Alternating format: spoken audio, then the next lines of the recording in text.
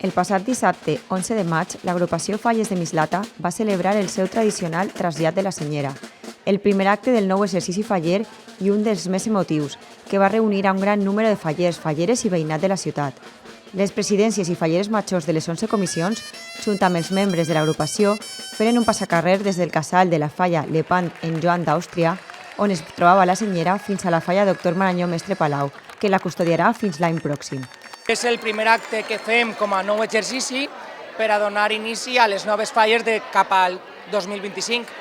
I és un acte en el que ja comencem a conèixer a les noves falleres majors, perquè n'hi ha falles que avui ja comencen, entonces fins a l'agost ja tindrem el quadre complet, però ara ja anem coneixent a les noves. I molt bé. A l'acte va estar present l'alcalde de Mislata, Carlos Fernández Bielsa, el regidor de Falles, Ximo Moreno, el president de l'agrupació, Víctor Torres, i membres de la corporació municipal, que acompanyaren l'agrupació a les presidències i falleres majors i a totes les persones que volien disfrutar d'aquest tradicional acte. Ens hem juntat totes les comissions amb l'agrupació de falles perquè tenien que fer el trasllat de la Senyera i els hem acompanyat en este primer acte del món de les falles, que ens juntem tots així ja després d'unes falles que han sigut molt bones aquest any. És el primer acte en què ens juntem i la veritat és molt agradable perquè ens juntem les comissions que han sigut en el 2024 les falles majors i les falles majors infantils i presidents amb els nous quadres d'honor que se junten també aquest any.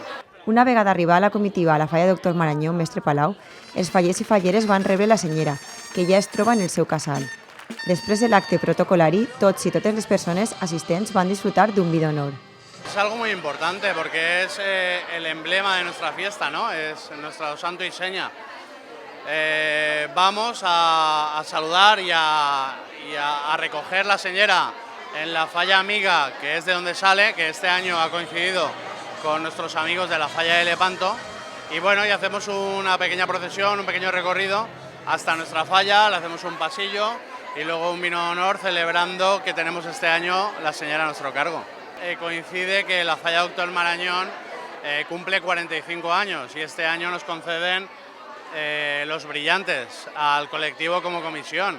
Entonces estamos eufóricos.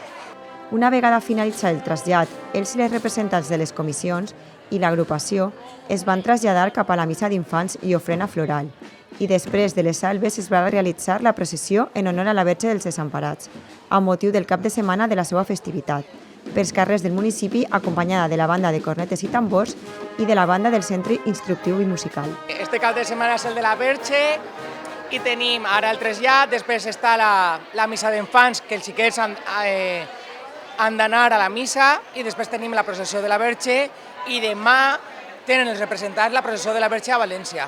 És el cap de setmana de la Verge per excel·lència. Aquest emotiu acte va comptar amb l'assistència de l'alcalde acompanyant de part de l'equip de govern i membres de la corporació municipal, que van recórrer els carrers de Mislata acompanyant els clavaris de la Verge en un acte molt emotiu per als veïns i veïnes del municipi i que va tancar les celebracions d'este any.